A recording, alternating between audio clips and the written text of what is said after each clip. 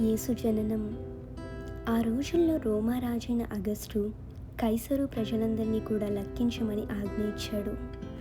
అందుకే ప్రతి ఒక్కరూ కూడా తమ తమ పట్టణాలకు వెళ్ళవలసి వచ్చింది. అయితే దావీదు వంశానికి చెందిన యోసేపు గర్భవతి అయిన మరియతో కలిసి నజరేతు నుండి బెత్లెహేముకు వచ్చాడు. కానీ అక్కడ వారికి వసతి స్థలం దొరకలేదు. అందుకే ఒక పశుగృహంలో మరియయు తన మొదటి కుమారుని ప్రసవించింది. ఆమె ఆయనను బట్టతో చుట్టి ఒక గాడిలో పడుకోబెట్టింది. ఆ రోజే యేసు ఈ లోకానికి వచ్చారు.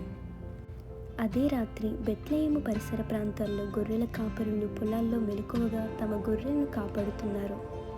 అప్పుడే ప్రభువు యొక్క దూత వారికి కనపడింది.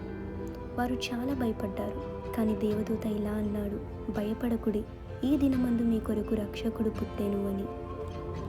అయితే ఆకాశమందు దేవదూతల సమూహము కనిపించి ఇలా స్తుతించారు, ఆకాశమందు దేవునికి మహిమ, భూమి మీద శాంతి అని. గొర్రెల కాపరులు వెంటనే పశుగృహానికి వెళ్ళి శిశువైన యేసును చూశారు మరియు ఈ వార్తను అందరికీ తెలిపారు. ఇవి జరిగిన తరువాత తూర్పు దేశాల్లో జ్ఞానులు ఒక ప్రత్యేకమైన నక్షత్రాన్ని చూశారు. వారు ఇలా అన్నారు, యూదుల రాజుగా పుట్టినవాడి నక్షత్రము మేము చూసాము అని. అయితే ఆ నక్షత్రం వారికి మార్గం చూపిస్తూ బెత్లెహేముకు నడిపించింది. నక్షత్రం ఆగిన చోట శిశువైన యేసు ఉన్నాడు. వారు ఆయనకు నమస్కరించి బంగారాన్ని, సామ్రాణిని, బోళంబును అర్పించారు. అయితే యేసు రాజమహల్లో కాదు, పశుగృహంలో పుట్టాడు. గొర్రెల కాపురులకు, జ్ఞానులకు అందరికీ కూడా రక్షకుడుగా వచ్చాడు. అయితే ఈ క్రిస్మస్కు నువ్వు క్రిస్మస్ జరుపుకోవడంతో పాటు శిశువైన యేసుకుని హృదయంలో చోటు ఇవ్వు. ఆమేన్.